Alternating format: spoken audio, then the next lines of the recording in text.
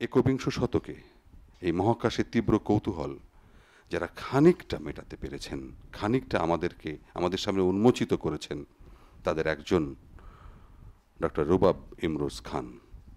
6 জানুয়ারি 2016 যুক্তরাষ্ট্রের ফ্লোরিডায় সেদিন বসেছিল আমেরিকান অ্যাস্ট্রোনমিক্যাল সোসাইটির 227তম বার্ষিক সভা। বাঘা বাঘা সব বিজ্ঞানীরা হাজির হয়েছেন। মঞ্চে উঠলেন নাসায় কর্মরত 30 বছর বয়সী এক তরুণ গবেষক। তিনি ঘোষণা দিলেন তার দল মহাকাশের নতুন 5টি সুপারস্টার বা অতি তারকার অস্তিত্বের খবর পেয়েছেন, যার মধ্যে দিয়ে প্রায় 250 বছরের পুরনো একটি মহাজাগতিক সমস্যার সমাধান মিলল। চমকে উঠলেন সবাই। সমস্ত পৃথিবী জুড়ে বিজ্ঞানীদের মাঝে হইচই পড়ে গেল। জ্যোতির্বিজ্ঞানের সাম্প্রতিক ইতিহাসে এত বড় সাফল্যের আর কোনো নজির নেই। এই তরুণ বিজ্ঞানীর সাফল্য আসলে আমাদের বাংলাদেশেরও সাফল্য, কারণ তিনি এদেশের সন্তান, বাংলাদেশের সন্তান। ডক্টর রুবাবের এই বিরল কৃতিত্ব আমাদের কোয়ান্টাম পরিবারের জন্য অত্যন্ত আনন্দের, কারণ তিনি আমাদের এই পরিবারের একজন নিবেদিত প্রাণ সদস্য। আবার চলুন ফিরে যাই আজ থেকে 20 বছর আগে। কোয়ান্টাম মেথডের 42তম ব্যাচে অংশ নিতে এসেছেন ক্লাস 6-এ পড়া কিশোর রুবাব। সেই কোর্সের দ্বিতীয় দিনে মঞ্চবীর মেডিটেশনে তিনি তার লক্ষ্য ঠিক করে ফেললেন। ভবিষ্যতে তিনি অ্যাস্ট্রোফিজিক্স পড়তে চান। অন্যদের সাথে তার পার্থক্য ছিল এখানেই, জীবনের একেবারে শুরুতে যিনি সিদ্ধান্ত নিতে পেরেছিলেন তিনি কি করতে চান। সেদিন যে কিশোর স্বপ্ন দেখেছিলেন জ্যোতির্বিজ্ঞানী হবার, তিনি আজকের ডক্টর রুবাব। কাজ করছেন পৃথিবীখ্যাত মহাকাশ গবেষণা প্রতিষ্ঠান নাসার গোডার্ড স্পেস ফ্লাইট সেন্টারে। মনছবি যে গাইডেড মিসাইলের মতো লক্ষ্য ভেদ করে, ডক্টর রুবাব তার আরেকবার প্রমাণ করলেন। আজ আমরা ডক্টর রুবাব ইমরোজ খান সৌরভের কাছ থেকে এই অতি বিশেষ দিনে তার সেই অতি তারকার গল্প আমরা শুনব। আসুন তাকে আমরা করতালি দিয়ে স্বাগত জানাই। আমার কোয়ান্টাম ফাউন্ডেশনের আসার এবং তখন থেকে এখন পর্যন্ত আমার জীবনের যে অভিজ্ঞতা, এই অভিজ্ঞতাটি আমি আপনাদের সাথে শেয়ার করব। আমার কোনো অভিজ্ঞতা যদি আপনাদের শুনে মনে হয় এটা আপনাদের জন্য ভালো বা কাজে লাগবে বা আপনারা সেটা অনুসরণ করতে চান, পুরোপুরি আপনাদের সিদ্ধান্ত।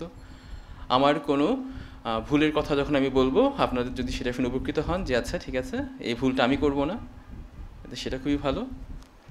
আর আমি আরেকটা যে জিনিসের উপর আজকে জোর দেবো কথা বলার সময়, যে সাফল্য ঠিক কী, আপনি সাফল্যকে কীভাবে ডিফাইন করছেন। কারণ আপনি সকালে উঠে ক্লাসে যাচ্ছেন, রিক্সা পেলেন না, ক্লাসে যেতে দেরি হয়ে গেল, সেটা একটা আপাতত ব্যর্থতা, আপনি সময় মতো ক্লাসে যেতে পারলেন না। কিন্তু জীবনে যখন এরকম অনেক কিছু আসে, যখন আপনার মনে হচ্ছে যে এখন কোথায় আছি, জীবনে কী করছি, এরপরে কী করব, এটা সাফল্য নাকি ব্যর্থতা, এখান থেকে এর পরের ধাপে কীভাবে যাব, তখন আপনার একটি লক্ষ্য স্থির থাকার বা মনোযোগী থাকার গুরুত্বটা কি, আমি সেটার উপরে জোর দেওয়ার চেষ্টা করব। কিন্তু আমি এই স্ট্রাকচার্ড অংশে যাওয়ার আগে আমার অভিজ্ঞতাটা আপনাদের সাথে শেয়ার করে নিই। আমি যখন ছোট থেকে বড় হচ্ছি, আমি আমার মার কাছ থেকে সেই গল্পটা শুনেই বড় হয়েছি যে বাড়ির ছাদে উঠলে খালি চোখে ঝকঝকে মিল্কি ওয়ে গ্যালাক্সি দেখা যায়। আমরা যে গ্যালাক্সিতে বাস করি সেই গ্যালাক্সিটা খালি চোখে দেখা যায়। অনেক সময়ই আমার মা আমাদের ছাদে নিয়ে যেতেন, উনি ছোটোবেলা থেকে আমাদের দেখিয়েছেন, দেখো এটা সপ্তর্ষিমণ্ডল, ওইটা মঙ্গল গ্রহ, আকাশে ওই তারাটা নড়ছে, এত দ্রুত যেটা নড়ে চলে যাচ্ছে এটা তারা না, এটা স্যাটেলাইট, তা না হলে এত দ্রুত সরে যেতে পারতো না। তো মহাকাশ সম্পর্কে কিছুটা আগ্রহ ছোটোবেলা থেকে এ কারণেই আসছিল। এরপর যখন আরেকটু বড় হলাম, ক্লাস 1, 2, 3 এর দিকে, তখন বই পড়া শিখলাম, বানান করে 2-4টা বই পড়তে পারি। একজন রাশিয়ান লেখকের একটি বই ছিল উভচর মানব, আমার জীবনের পড়া প্রথম সায়েন্স ফিকশন ছিল সেটি। এবং তার সাথে অন্য একটি বই ছিল যেখানে একটি হাতি তার ব্রেইনের ক্ষমতা ব্যবহার করে অনেক কাজ করতে পারে। এটা ছিল আমার জীবনের প্রথম পড়া সায়েন্স ফিকশন দুটি। ধরুন আমার ক্লাস 4, 5, 6-এর সময়ের কথা, এবং এই একই সময়ে যেহেতু বই অনেক কেনা শুরু করেছি, দোকানে একদিন একটা বই দেখে ইন্টারেস্টিং মনে হলো, কোয়ান্টাম মেথড নামে একটা বই, তারপরে একটা মানুষের মাথার ছবি দেওয়া। বইটা উল্টে পাল্টে কিছু দেখলাম, যে সেখানে ইনস্ট্রাকশন দেওয়া আছে কীভাবে বসলে শিথিলায়ন করা যায়। 2-1 দিন বাসায় বসে নিয়ে চেষ্টাও করলাম, মনে হলো হচ্ছে ইন্টারেস্টিং জিনিস। তো আমি তখন থেকেই কোর্স করতে চাচ্ছি, কিন্তু গুরুজি তখন একটা বয়সের রেস্ট্রিকশন ছিল যে এই পর্যন্ত না আসলে কোর্স করা যাবে না, গ্র্যাজুয়েট কোর্স। তো যখন ক্লাস 6-এ উঠলাম তখন সেই বয়সটা হয়েছে, গুরুজি কোর্স করতে দিলেন। সেই কোর্সের দ্বিতীয় দিনে যখন গুরুজি মন ছবির মেডিটেশন প্রথম করাচ্ছেন, আমি কিন্তু জানি না যে সেখানে মন ছবির মেডিটেশনে আমাকে লক্ষ্য নিয়ে বসতে হবে বা কিছু। আমি বই পড়েছি, আমি জানি মন ছবি কীভাবে করা যায়। গুরুজি যখন মেডিটেশন করাতে বসালেন, আমি চোখ বন্ধ করে মন ছবি দেখতে বসলাম এবং তখন আমি দেখলাম যে আমি একজন বিজ্ঞানী হিসেবে বিভিন্ন জিনিস অর্জন করছি এবং আমি পদার্থবিজ্ঞান, মহাকাশ বিজ্ঞান নিয়ে কাজ করছি। আমাকে অনেকেই অনেক সময় প্রশ্ন করেন যে জীবনের লক্ষ্য কীভাবে ঠিক করব, লক্ষ্য ঠিক করতে না পারলে কী করব। আমরা সে ব্যাপারে পরে আলোচনায় আসছি, কিন্তু আমি খুব অনেস্টলি আপফ্রন্ট বলে দিলাম যে আমার জীবনের লক্ষ্য আমি ঠিক করতে মন ছবি করতে বসি না, মন ছবি করতে বসেছি, সেখানে আমি দেখেছি আমি কী করছি। আপনারা যারা দীর্ঘদিন মেডিটেশন করবেন, দীর্ঘদিন মেডিটেশন চালিয়ে যাবেন, হ্যাঁ, আপনারা এটাকে একটা ইন্সপায়ারিং স্টোরি হিসেবে দেখেন। আপনার একক ক্ষমতা থাকতে না পারে লক্ষ্য স্থির করার, কিন্তু আপনি এখানে সৎসঙ্গে আছেন, আপনি খুব ভালো একটা জায়গায় আছেন, অনেক মানুষের সাথে আপনার পরিচয় হচ্ছে, তাদের সাথে কথা বলছেন, আপনার অভিজ্ঞতা শেয়ার করছেন, তারা তাদের অভিজ্ঞতা শেয়ার করছেন। মন ছবি মেডিটেশনটা নিয়মিত করুন। সামনে এগিয়ে যাওয়ার ক্ষেত্রে লক্ষ্য স্থির করা নিয়ে আপনাকে খুব বেশি চিন্তা করতে হবে না। আমরা এই ব্যাপারে আরও পরে আসছি। যাই হোক, এখন আমরা 96 সালে মার্চ মাসেই আছি।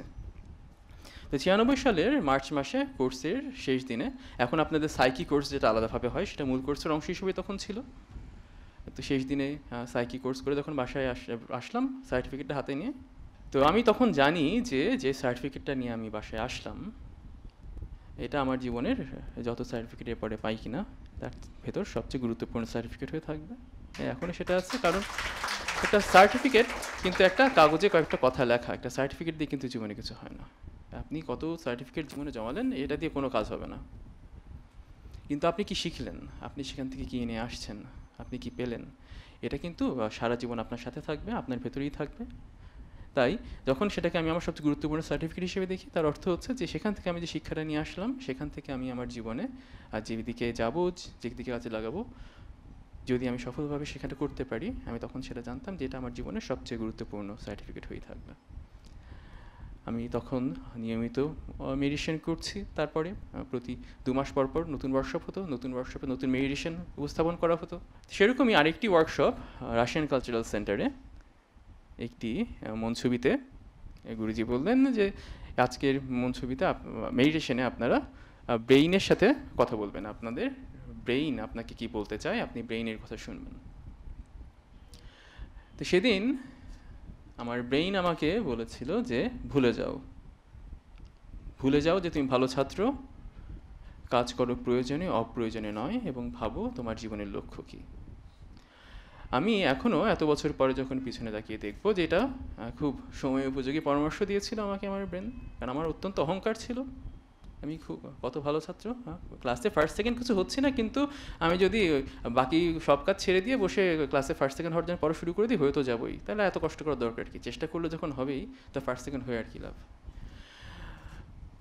এটার একটা কুপ্রভাব কি, এই কুপ্রভাব হচ্ছে যে সব কিছুতে যদি ফুল এফোর্টস না দিলেও কাজকর্ম হয়ে যায়, তাহলে ফুল এফোর্টস তার দেওয়ার প্রয়োজন কি। তো আমার ব্রেইনের পরামর্শ আমি যেটা বুঝলাম যে আপাতত এখন এটা ছাড়তে হবে, এই ফুল এফোর্টসটা দেওয়া শুরু করতে হবে, আর কাজ প্রয়োজনে করতে হবে, অপ্রয়োজনে না। কারণ আমাদের সময় লিমিটেড, দিনে মাত্র 24 ঘন্টা বা 6 থেকে 8 ঘন্টা যদি আমরা ঘুম নাওয়া খাওয়ার জন্য রেখে দিই, বাকি থাকে মাত্র 16 ঘন্টা।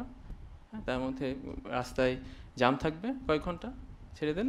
দিনে কাজ করার সময় কতটুকু, 10-12 ঘন্টা। তো একজন কিশোরের জীবনে বা আপনারা জীবনে যে পর্যায়ে থাকুন না কেন, 10-12 ঘন্টা খুব বেশি সময় নয়, কাজটা প্রয়োজনে করতে হবে। আর জীবনের লক্ষ্য কী সেটা সময় মনে রাখতে হবে। তো আমার ব্রেনের কাছ থেকে পাওয়া পরামর্শগুলো খুব গুরুত্বপূর্ণ ছিল তখন জীবনের সে পর্যায়ে।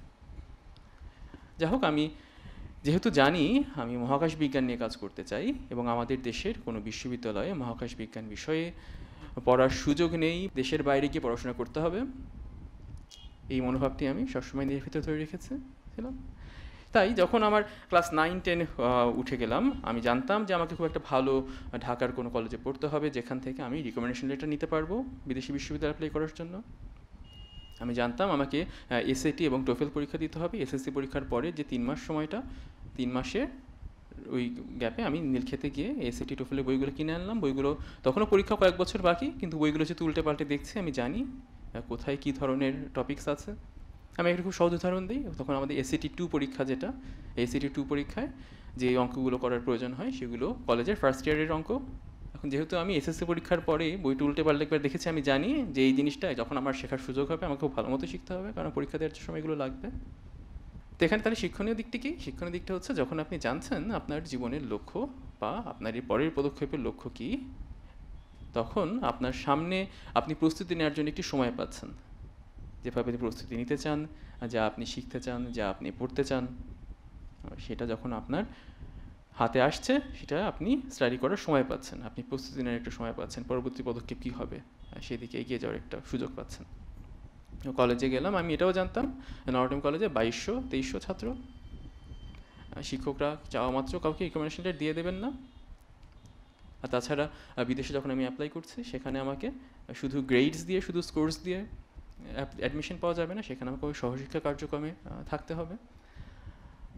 তাই আমি নটরডেম কলেজ যাওয়ার আগেও, যখন আমি উদয়ন স্কুলের ছাত্র ছিলাম, বিভিন্ন সহশিক্ষা কার্যক্রমে আস্তে আস্তে নিজেকে জড়ানো শুরু করলাম। নটরডেম কলেজে আমি ডিবেটিং ক্লাবে ছিলাম, সায়েন্স ক্লাবে ছিলাম, কালচারাল ক্লাবে ছিলাম, এবং যেখানে যে কাজটি করেছি মন দিয়ে করেছি এবং খুব আনন্দের সাথে করেছি, কারণ পড়াশোনার বাইরে যে কোনো কাজ করতে ছাত্র অবস্থায় খুবই ভালো লাগে, এটা খুবই স্বাভাবিক।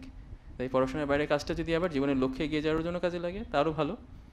তাই যখন আমি নটরডেম কলেজ থেকে HSC পরীক্ষা দিয়ে শেষ করছি, বাই দ্যাট পয়েন্ট আমাকে কলেজের শিক্ষকরা অন্তত এই পর্যন্ত ভালো মতো জানেন যে ইভেনচুয়ালি আমি যখন অ্যাপ্লাই করলাম, আমাদের তখন যে গাইডেন্স কাউন্সিলর ছিলেন তাকে গিয়ে আমি যখন বললাম যে হ্যাঁ আমার এরকম একটা জিনিস লাগবে, উনি অফিসে ফোন করে বললেন যে একটা কাজের জন্য আসবে, এই কাজগুলো করে দাও। তো উনি যে কাজটা তখন আমাকে এক্স্যাক্টলি করতে বলছিলেন, আমি 16টি বিশ্ববিদ্যালয়ে 20টি বিশ্ববিদ্যালয়ে অ্যাডমিশন যে জন্য অ্যাপ্লাই করার প্রিপারেশন নিচ্ছিলাম। ইভেনচুয়ালি আমি 16টিতে অ্যাপ্লাই করি। তো 20টি বিশ্ববিদ্যালয়ে 4টি রিকমেন্ডেশন লেটারের 4টি খাম, কলেজের একটি খাম, 5টি, মোট 100 খাম।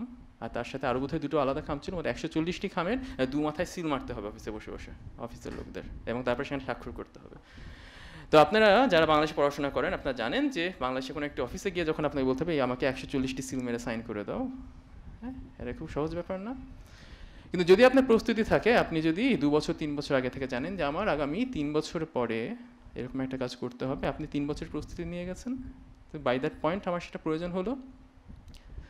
কলেজ প্রশাসন তাদের পক্ষে যা কিছু করা সম্ভব আমাকে সাহায্য করলেন, কারণ তাদের জন্য সাথে আমি সেই যোগাযোগটি রেখেছি, তাদের জন্য আমি কাজ করেছি।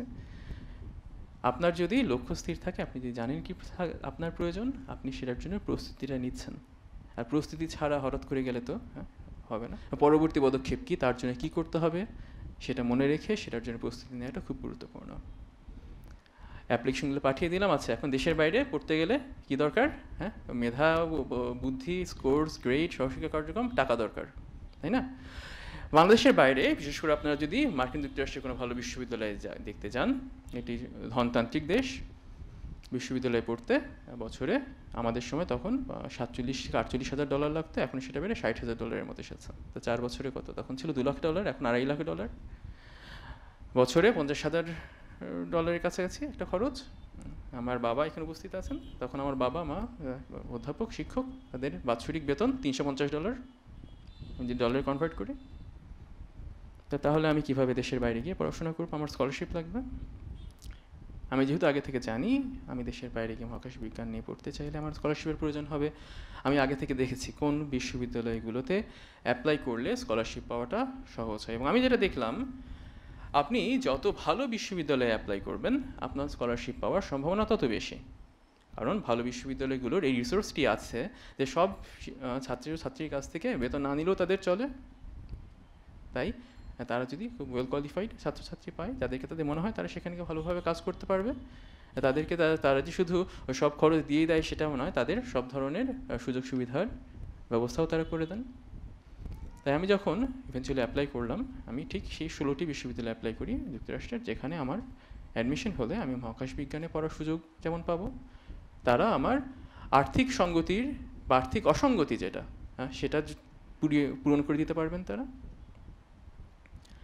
আর যদি 16টি বিশ্ববিদ্যালয় কোনোটিতে আমার অ্যাডমিশন না হয়, স্কলারশিপটা যদি না পাই, তখন আমি কী করব? আমি ঢাকা বিশ্ববিদ্যালয়ে ভর্তি পরীক্ষার জন্য পড়াশোনা করেছিলাম, এবং আমার ঢাকা বিশ্ববিদ্যালয়ে বিজ্ঞান বিভাগে আমি পদার্থবিজ্ঞানে পড়াশোনার জন্য আমি প্রস্তুতি নিচ্ছিলাম। তো একদিন যখন আমার বাসা যেহেতু বিশ্ববিদ্যালয়ের ভেতরেই, বিশ্ববিদ্যালয়ের সামনে দিয়ে যাওয়া আসা করতে হয়, তো একদিন দেখলাম যে সেখানে ব্যবসায় প্রশাসন ইনস্টিটিউট নামে একটা বিভাগ রয়েছে, সেখানে ভর্তি পরীক্ষাও হবে সামনে। আমার বন্ধু-বান্ধব অনেকেই ভর্তি পরীক্ষা দিতে যাচ্ছেন। তো তাদের একজনের কাছ থেকে আমি ভর্তি পরীক্ষার, তাদের কাছে একটা গাইড ছিল, আমি নিয়ে এসে খুলে দেখলাম যে সেখানে পরীক্ষার যা কিছু প্রশ্ন তার সবই আমার এসএটি টোফেল পরীক্ষার প্রস্তুতির সাথেই হয়ে গেছে। আমি বললাম ঠিক আছে, প্রস্তুতি যখন আছে ফ্রিতে একটা পরীক্ষা দিয়ে আসি, কোনো সমস্যা নেই। একটা ফি জমা দিয়ে পরীক্ষাটা দিলাম, আমার সেখানে অ্যাডমিশন হলো এবং আইবিএতে ভর্তি হয়ে গেলাম। লক্ষ্য করুন, আমার কিন্তু জীবনের মন ছুঁয়ে মহাকাশ বিজ্ঞানী হব, আমি পদার্থবিজ্ঞানে ভর্তি হওয়ার জন্য প্রস্তুতি নিচ্ছি, তাহলে আমি আইবিএতে ভর্তি হয়ে গেলাম কেন? এবং আমি কিন্তু তারপরে পদার্থবিজ্ঞানে ভর্তি হওয়ার জন্য ভর্তি পরীক্ষাটাও দেইনি। কারণ একদম 12 বছরের কিশোর যে খোলা মনে সিদ্ধান্ত নিয়েছে সে মহাকাশ বিজ্ঞানী হবে, একজন এইচএসসি পরীক্ষা পাশ করার পরে জীবনের যে পর্যায়ে একজন মানুষ দাঁড়িয়ে থাকে, তার জন্য কিন্তু এরকম একটি সিদ্ধান্ত নিয়ে ফেলা অতটা সহজ নয়। এখানে আমি দুটি বিষয় আপনাদেরকে মনোযোগ দিতে বলবো। প্রথমটি হচ্ছে কম বয়সে মেডিটেশন করার গুরুত্ব কতটা। আপনার বয়স, আপনার যদি আপনি পিতামাতা হন, আপনার সন্তানের বয়স 7, 8, 9, 10, যখন সে বুঝতে পারছে যে মেডিটেশনটা কী জিনিস, সে অ্যাপ্রিসিয়েট করতে পারছে, তাকে মেডিটেশন করার সুযোগ দিন। কারণ তার যে ক্রিয়েটিভিটি, তার যে সৃজনশীলতা, তার যে খোলা মন যত বড় হবে, জীবনের কঠিন পথে হাঁটতে হাঁটতে আস্তে আস্তে তাদের মাইন্ডটা কনস্ট্রেন্ট হয়ে আসবে। আর যত আর্লি সম্ভব তাকে সুযোগটি দিন। আর দ্বিতীয় বিষয়টি কি, আমি বললাম শুরুতেই বলে নিয়েছি, আমার কোনো ভুল থেকে যদি আপনাদের শিক্ষা নিতে হয় তাহলে দেখুন, আমি এটাকে ভুল বলবো না, কিন্তু আমার তখন মনে হয়েছিল যে আমার বাস্তবসম্মত সিদ্ধান্ত এটাই, আমি আইবিএতে যদি দেশে থাকি আমি আইবিএতে থাকবো। কিন্তু আমি খুবই সৌভাগ্যবান যে 16টি বিশ্ববিদ্যালয়ে অ্যাপ্লাই করেছিলাম, তার ভেতর থেকে একটিতে আমার অ্যাডমিশন হলো। তারা আমাকে ফুল স্কলারশিপ দিলেন। তাদেরকে আমি ইমেল করে বললাম যে স্কলারশিপ তো দিলে, প্রতি বছর তোমরা যে টাকাটা দিচ্ছ, এটাতে তো আমার হেলথ ইন্স্যুরেন্স কাভার হবে না, তোমাদের হেলথ ইন্স্যুরেন্স তো অনেক খরচ। তারপর বল ঠিক আছে, আমার হেলথ ইন্স্যুরেন্সও দেবো। তো তারপর আমি একটা ইমেল করে বললাম যে আমি যে যাবো, দেশে যাওয়া আসা করবো কীভাবে, আমার তো দেশে যাওয়া আসা করা দরকার। তো ঠিক আছে, খুবই ভালো কথা, তোমাকে প্রতি বছর আমরা দেশে একবার যাওয়া আসার টিকিটের খরচ দিয়ে দেবো, তুমি আসো। এটা ছিল তখন কলাম্বিয়া ইউনিভার্সিটি, নিউ ইয়র্কে। এখানে আপনি একটা জিনিস খেয়াল রাখুন, আমি 16টি বিশ্ববিদ্যালয়ে আবেদন করেছিলাম, একটি মাত্র বিশ্ববিদ্যালয়ে কিন্তু অ্যাডমিশন হলো, একটি বিশ্ববিদ্যালয়ে স্কলারশিপ পেলাম। একদিক থেকে এটা আপনি এভাবে দেখতে পারেন যে আমার তো 16টি বিশ্ববিদ্যালয়ে অ্যাডমিশন হওয়ার প্রয়োজন নেই, আমার অ্যাডমিশন স্কলারশিপ দরকার একটি মাত্র বিশ্ববিদ্যালয়ে। তাই একটি বিশ্ববিদ্যালয়ে অ্যাডমিশন এবং স্কলারশিপ কিন্তু আমার মন ছবির পথে আমাকে ধরে রাখলো। এখানে একটু খুব শিক্ষণীয় দিক আছে। শিক্ষণীয় দিকটা কি, যে লাক ফেভার্স, যে প্রস্তুত, তাই না, গুরুজি যেটা বলেন, সৌভাগ্য তার কাছেই আসবে যে প্রস্তুত। আমি যেহেতু অনেক আগে থেকে মন ছবি করে প্রস্তুতিটি নিয়েছিলাম যে আমি এভাবে এভাবে এভাবে প্রস্তুতি নেব, ভালো কলেজে পড়বো, রিকমেন্ডেশন লেটার জোগাড় করবো, পরীক্ষাগুলো দিয়ে স্কোর্স ভালো রাখবো, অ্যাপ্লিকেশন পাঠাবো, স্কলারশিপের অ্যাপ্লিকেশন পাঠাবো, সুযোগ পেলে তখন আমি মহাকাশ বিজ্ঞানে পড়বো। আমার যদি প্রস্তুতি না থাকতো, সৌভাগ্য আমার কাছে আসলে নিতে পারতাম না। এটাকে আমাদের কোর্সে গুরুজিদের গল্প বলতেন, ব্রিজ পার হচ্ছে, যদি সামনে টাকার থলে পড়ে থাকে, চোখ বন্ধ করে ব্রিজ পার হয়ে হেঁটে গেলে কি টাকার থলে হাতে আসবে? যার টাকার প্রয়োজন। একইভাবে যে যার অ্যাডমিশন প্রয়োজন, যার মহাকাশ বিজ্ঞানে পড়া প্রয়োজন, যদি মহাকাশ বিজ্ঞানে পড়ার ইচ্ছা ছিল, এই কথা ভাবতে ভাবতে জীবন পার করে দিতাম, তাদের কী লাভ হতো? মহাকাশ বিজ্ঞান পড়া হতো না। প্রস্তুতি যেহেতু ছিল, যখন 16টি বিশ্ববিদ্যালয়ের মধ্যে একটি মাত্র বিশ্ববিদ্যালয় যখন আমাকে স্কলারশিপ দিলে, অ্যাডমিশন অফার দিল, আমি সেই সুযোগটি গ্রহণ করলাম। কলাম্বিয়া বিশ্ববিদ্যালয়ে যাওয়ার পরে আমি একটি বিষয় যেটা দেখলাম, যে যেহেতু আমি বাংলা মিডিয়াম থেকে এসেছি, তারা আমাকে আলাদাভাবে একটি ইংরেজি ক্লাস প্রথমে করার সুযোগ করে দিল। এটা একটু সাইড ট্র্যাক্ট হলো, আমি বলবো যে আপনারা যারা বিদেশি ভাষা শিখছেন, সবসময় মনে রাখবেন যে আপনি যত ভালোভাবে একটি বিদেশি ভাষা শিখুন না কেন, আপনি যখন সেটা প্রয়োগ করতে যাচ্ছেন, এটা প্রায়োগিক দিকটি একটু ভিন্ন। তাই কখনো আমি ইংরেজি পারি বা পারি না এসব নিয়ে খুব বেশি চিন্তা করবেন না। আপনি হয়তো চীনে পড়াশোনা করতে যাবেন, আপনি হয়তো জাপানে পড়াশোনা করতে যাবেন, আপনি হয়তো জার্মানিতে যাবেন, সেখানে আপনার বিদেশি ভাষা ভিন্ন।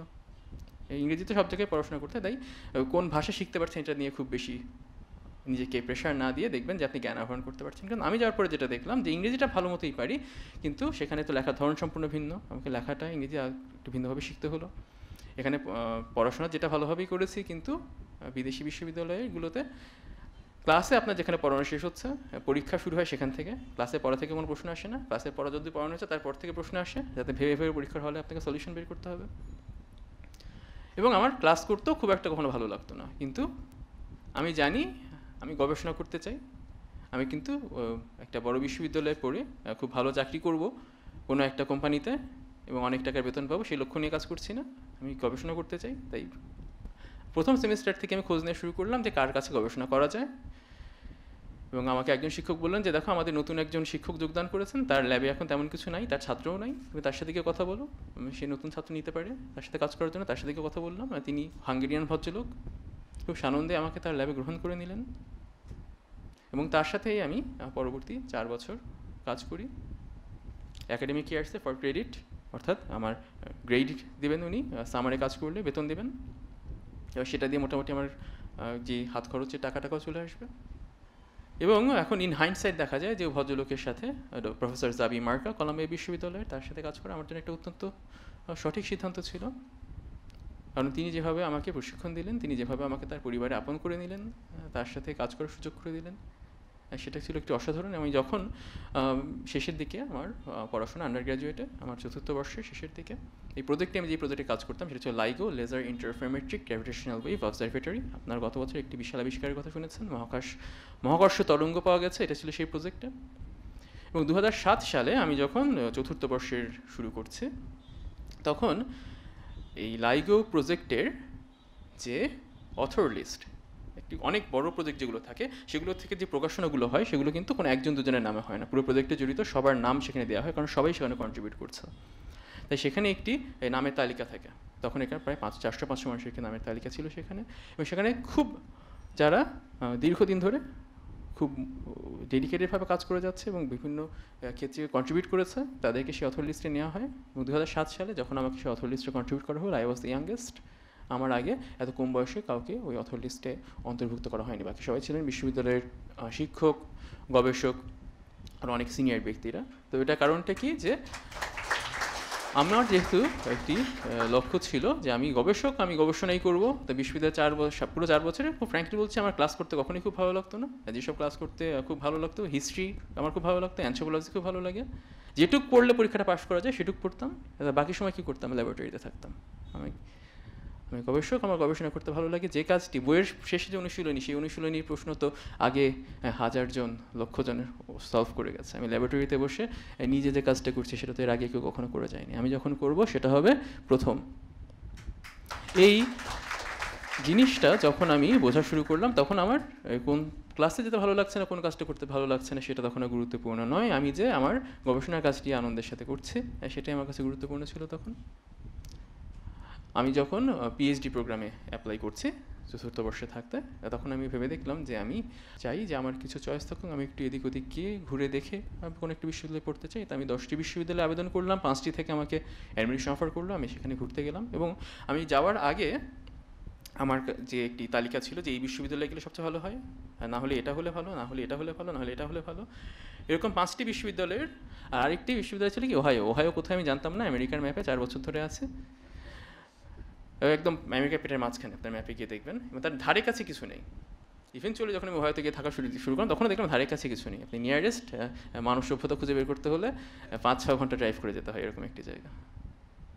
কিন্তু আমি যখন 5টি বিশ্ববিদ্যালয়ে গিয়ে ঘুরে দেখে আসলাম, তখন দেখলাম যে আমি যে ধরনের কাজ করতে চাই এবং আমি যে ধরনের পরিবেশে কাজ করতে চাই, তার জন্য ওহাইও স্টেট বিশ্ববিদ্যালয়ে সবচেয়ে ভালো হবে আমার জন্য। ওহাইওতে বছরে 5-6 মাস বাংলাদেশের মতো গরম থাকে, আর বাকি 5-6 মাস অ্যান্টার্কটিকার মতো ঠান্ডা থাকে। কিন্তু বিশ্ববিদ্যালয়ের জ্যোতির্বিজ্ঞান বিভাগের পরিবেশ খুবই সুন্দর।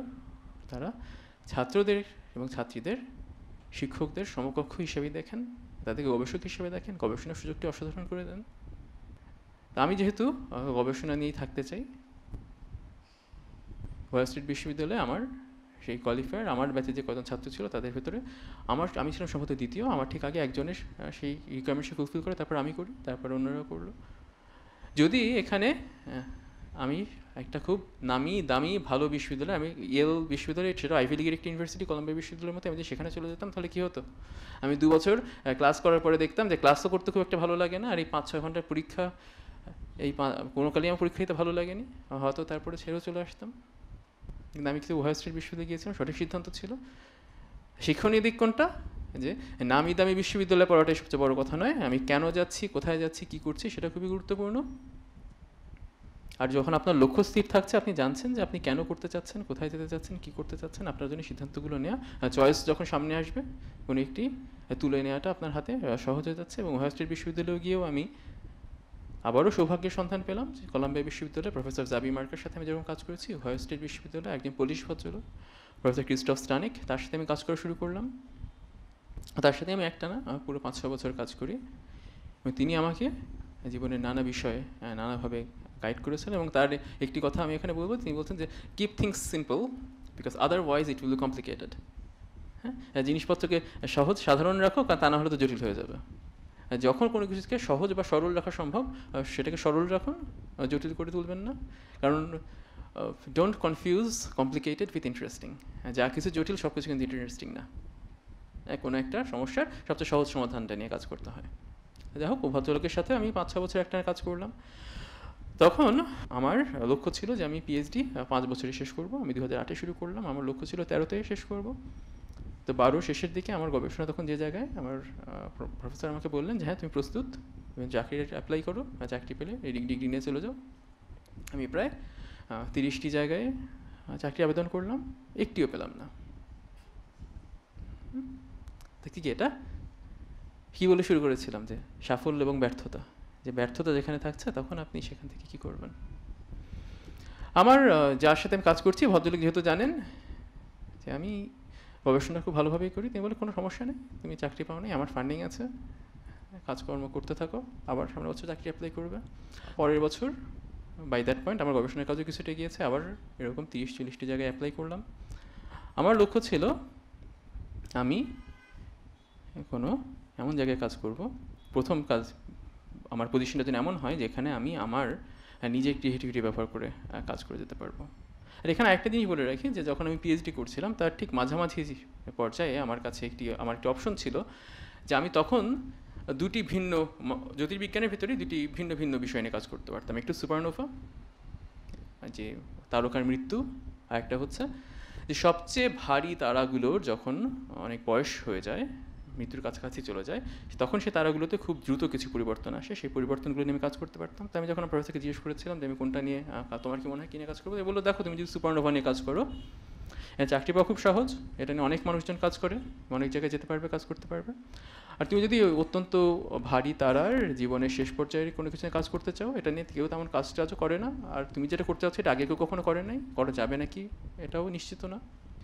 আমার যখন পিএইচডি ডিগ্রি যখন আমি শেষ করে আসছি, এই দ্বিতীয়বার যখন আমি চাকরি আবেদন করছি, বাই দ্যাট পয়েন্ট কিন্তু আমার মহাবতারকা খুঁজে বের করার টেকনিক স্ট্যাবলিশড হয়ে গেছে, কিন্তু মহাবতারকা কিন্তু পাওয়া যায়নি।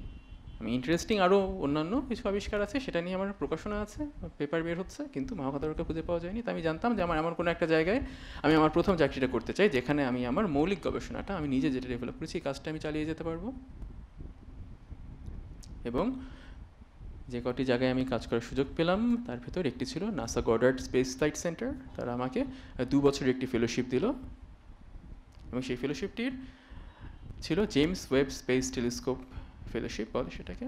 আগামী বছর নাসা পরবর্তী প্রজন্মের, আগামী বছর অর্থাৎ 2018 সালে পরবর্তী প্রজন্মের একটি স্পেস টেলিস্কোপ নাসা মহাকাশে পাঠাচ্ছে, এটার নাম জেমস ওয়েব স্পেস টেলিস্কোপ। সেই প্রজেক্ট থেকে আমাকে ফান্ডিং দেওয়া হলো, তুমি আসো, তুমি আমাদের এখানে 2 বছর কাজ করো, তুমি যা নিয়ে কাজ করতে চাও তুমি সেটা করো।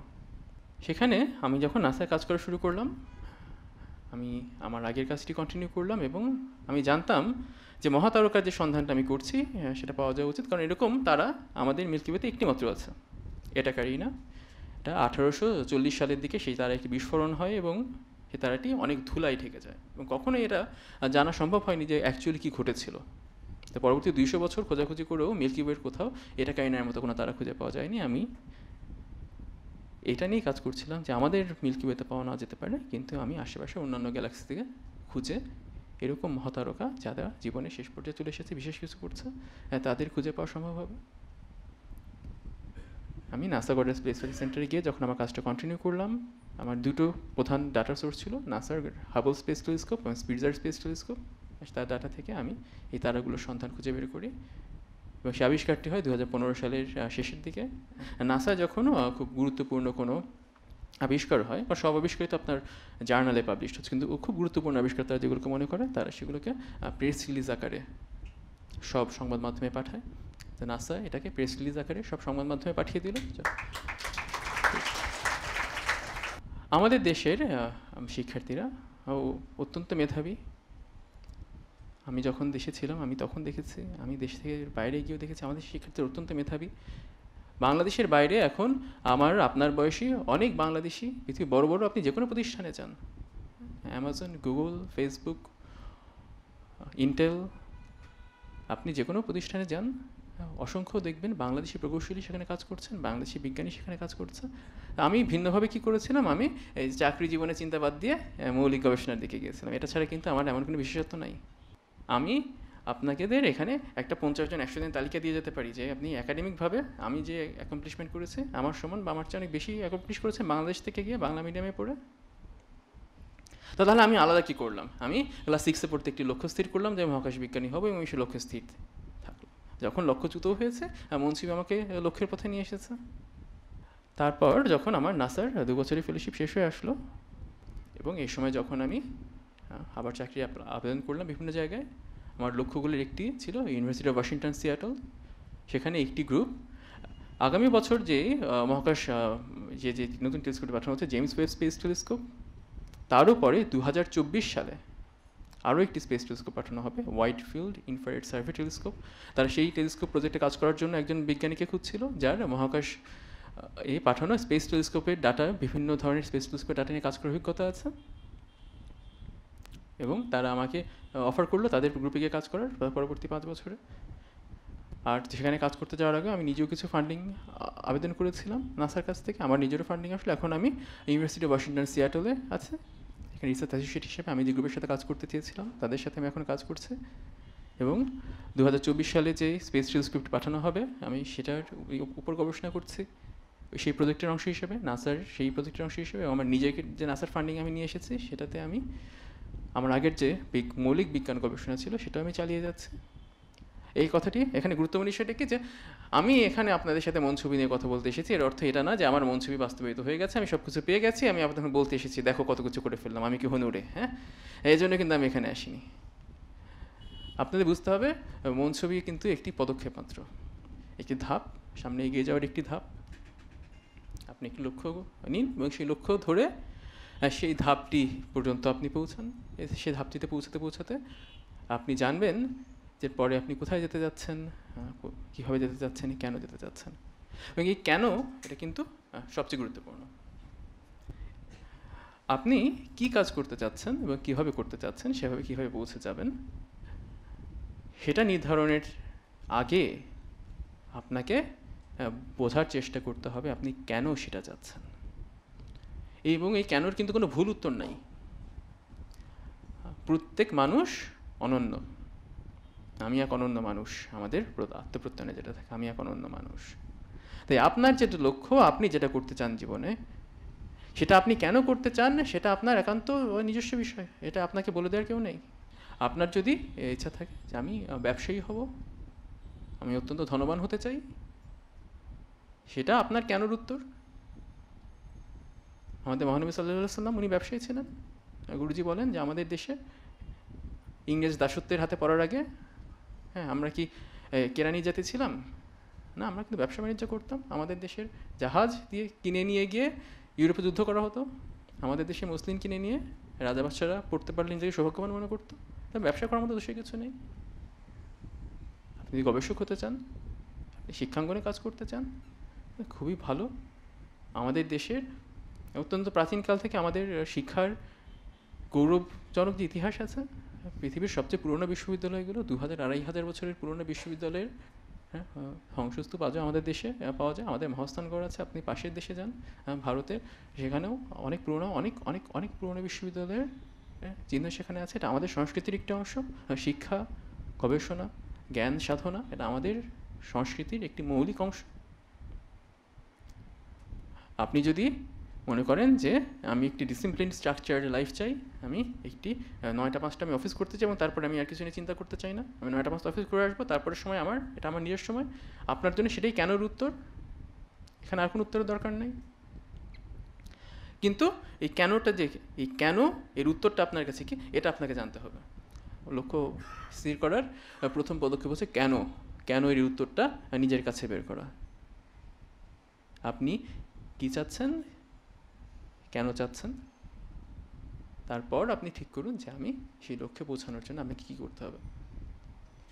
কাগজ কলম নিয়ে বসুন, লিখুন যে আমি এইখানে পৌঁছাতে চাই, কাগজের একদম নিচে লিখুন যে আমি এখানে পৌঁছাতে চাই। তাহলে তার আগের পদক্ষেপটা কি, আপনি তার আগের পদক্ষেপটা লিখুন, তার আগের পদক্ষেপটা লিখুন, তার আগের পদক্ষেপটা লিখুন, কাগজের একদম উপর পর্যন্ত আসুন। হ্যাঁ, তারপরে আপনি আপনার মন ছবি করতে বসুন। মন ছবি আপনি শুরু করবেন প্রথমে দেখে যে আপনার লক্ষ্য অর্জিত হয়েছে, আপনি আপনার স্বপ্নকে সত্য করতে পেরেছেন। তারপরে দেখুন যে আপনার তার আগের পদক্ষেপটা সত্যি হয়েছে, আপনি দেখুন তার আগের পদক্ষেপটা সত্যি হয়েছে, দেখুন তার আগের পদক্ষেপ সত্যি হয়েছে। এভাবেই পেছোতে পেছোতে আপনি আজকের দিন পর্যন্ত আসুন। সেই লক্ষ্যে পৌঁছাতে হলে আপনি আজকের দিনে কী করবেন। আপনার কাছে যখন এই রোডম্যাপটি থাকছে, এই স্ট্র্যাটেজিটা থাকছে, আমি আজকের দিনে উঠে ক্লাসে গিয়ে এই একটি পরীক্ষা দিচ্ছি বা একটি ক্লাস করছি, এটা আমার জীবনের লক্ষ্য না, কিন্তু আমার জীবনের লক্ষ্যে পৌঁছাতে হলে তার সাথে আজকের দিনে যে আমি একটা জায়গায় যাচ্ছি, একটি কাজ করছি, সেটা একটি স্ট্রেইট লাইনে যুক্ত। এই রিয়েলাইজেশন যখন আপনার ভেতর থাকবে, এই ফিলিংটা যখন আপনার ভেতরে কাজ করবে, প্রথম দিনে না হোক, দ্বিতীয় দিনে না হোক, তৃতীয় দিনে না হোক, চতুর্থ দিনে হবে, পঞ্চম দিনে হবে, আপনি দেখবেন আপনি আপনার লক্ষ্য অর্জিত হওয়ার আনন্দ নিয়ে যে মন ছবিতে অনুভব করেন, আপনি দৈনন্দিন কাজ সেই লক্ষ্য সত্য হওয়ার আনন্দ নিয়েই করবেন।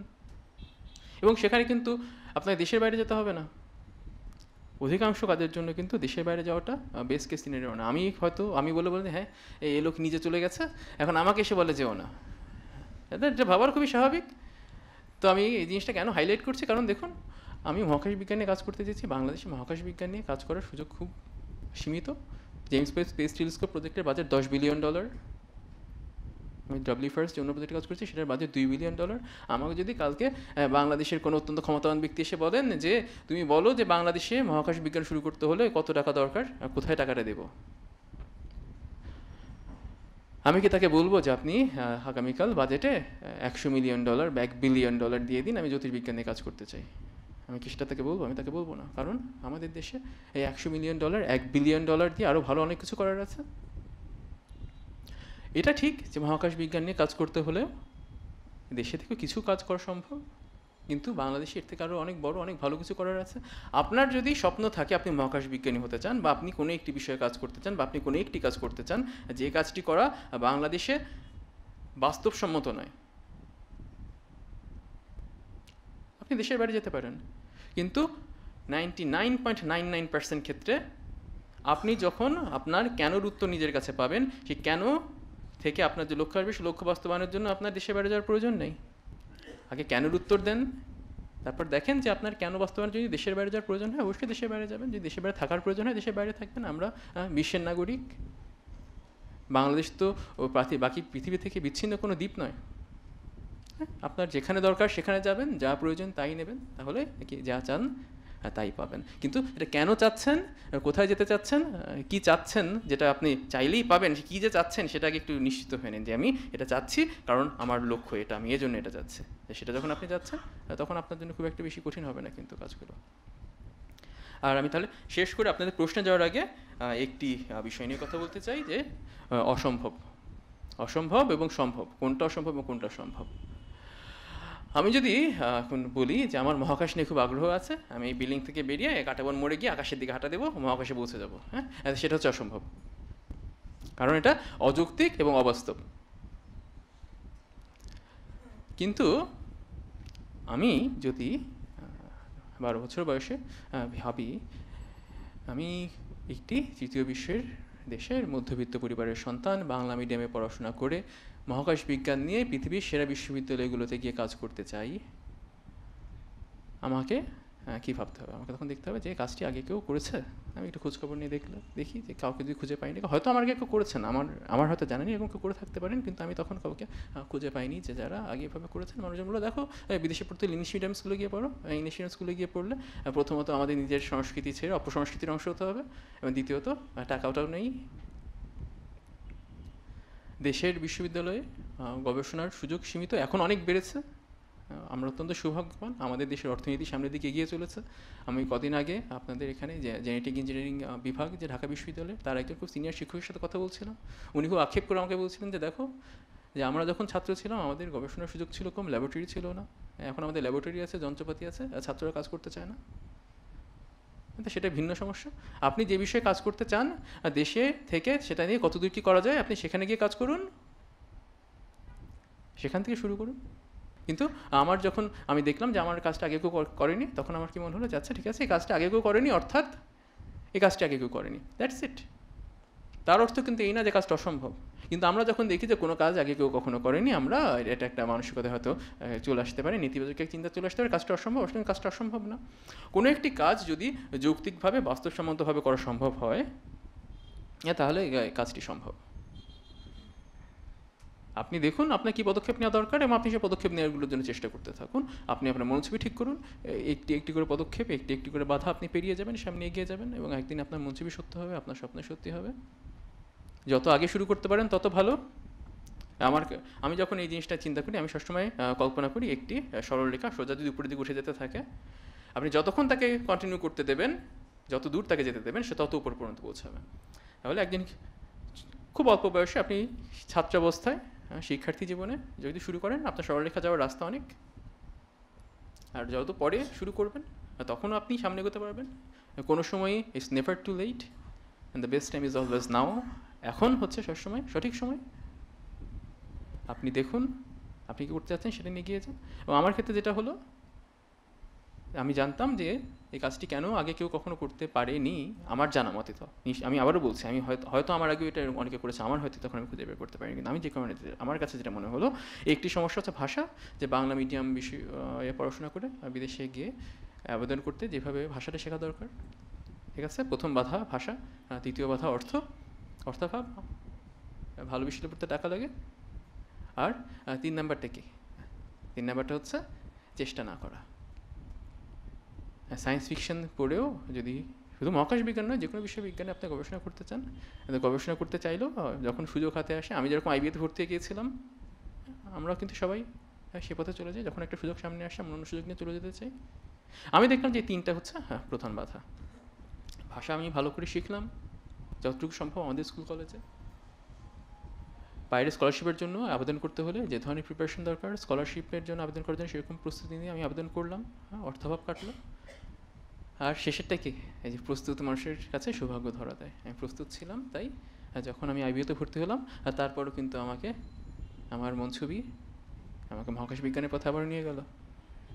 এবং তখন যে জিনিসটা আপাত দৃষ্টিতে অসম্ভব বলে মনে হয়, কারণ আগে কেউ কখনো করেনি, তাই আমাদের মনে হয় অসম্ভব। কিন্তু জিনিসটা আসলে একটি একটি করে বাধা পেরিয়ে গেলে জিনিসটা সম্ভব হয়ে যায়। তাই আপনাদেরকে আমি সবসময় বলবো যে কখনো কোনো জিনিসকে অসম্ভব বলে ছেড়ে দেবেন না। জীবনে কোথায় আছেন, কি করছেন, কেন করছেন, এটা যখন আপনার কাছে একটি পরিষ্কার উত্তর থাকছে, আপনি বাধাগুলোর সামনে কখন কোনটা আসছে সেটা আপনি অনেক দূর থেকে দেখতে পাবেন। এবং সেই বাধা অতিক্রম করার জন্য আপনার ঠিক কী মনছবি করা দরকার, কীভাবে প্রস্তুতি নেওয়া দরকার, সেটা আপনি নির্ধারণ করতে পারবেন। এবং সেই মনছবি আপনি নিয়মিত করুন, সেই প্রস্তুতি আপনি নিন। আপনি সে বাধা পেরিয়ে, 1 চেষ্টায় না হোক, 2 চেষ্টায় না হোক, 3 চেষ্টায় আপনি এভাবে বাধা পেরিয়ে কিন্তু আপনার লক্ষ্যের দিকে এগিয়ে যেতে থাকবেন। এবং মনছবির সবচেয়ে বড় গুরুত্ব এখানে, মনছবির সবচেয়ে বড় গুরুত্ব, মনছবি কিন্তু শুধু টেকনিক নয়। আমি যে বললাম যে এভাবে মনছবি করুন, লাস্ট স্টেপ থেকে শুরু করুন, তারপর রিভার্সে এসে আজকে দিন পর্যন্ত, সেটা একটি টেকনিক মাত্র। কিন্তু মনছবি আসলে একটি ফিলোসফি। আপনি ফিলোসফিতে স্টিক করছেন এবং আপনি মনছবি করছেন।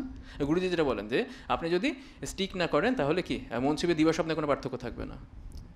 আমার দাদা যখন মারা যান, তখন আমার বাবা বিশ্ববিদ্যালয়ের ছাত্র, তার 3 বোন, 2 ভাই ছোট, মা আছে বাসায়, পরিবারকে তার দেখতে হবে। তিনি সেখান থেকে কাজ করে ঢাকা বিশ্ববিদ্যালয়ের সিনিয়র অধ্যাপক বিভাগীয় প্রধান হয়ে অবসর গ্রহণ করেছেন। এখনও বিশ্ববিদ্যালয়ের প্রশাসন সংস্থা নিয়ে কাজ করছেন।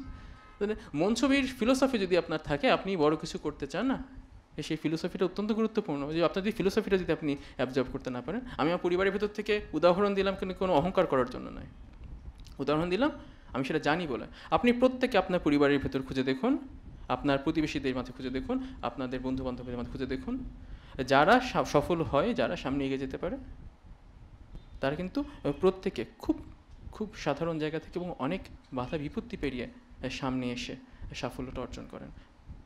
সোনার চামচ মুখে দিয়ে যতজনের জন্ম হয়, তাদের মধ্যে ৯৯ ভাগ ওই কিন্তু হয় সোনার চামচ মুখে নিয়েই জীবনটা পার করে দেবে, আর কিছু করবে না, আর না হলে সেটাও হারিয়ে ফেলবে। কিন্তু যারা একটি লক্ষ্য স্থির করে জীবনে বড় কিছু করব, ভালো কিছু করব, মানুষের জন্য কিছু করব, এটা ধরে রেখে কাজ করেন, তাদের জন্য কিন্তু এই ফিলোসফিটাই, এই মনোছবির এই ফিলোসফিটাই সবচেয়ে বড় হয়ে যায়। তাই আমার এই পুরো কথা থেকে আপনারা যে একটি জিনিস আমি বলবো, please take this one message, যে সেটা হচ্ছে মন ছবির ফিলোসফি। মন ছবির ফিলোসফিটা আপনাদের সবসময় নিজের মাঝে ধারণ করুন।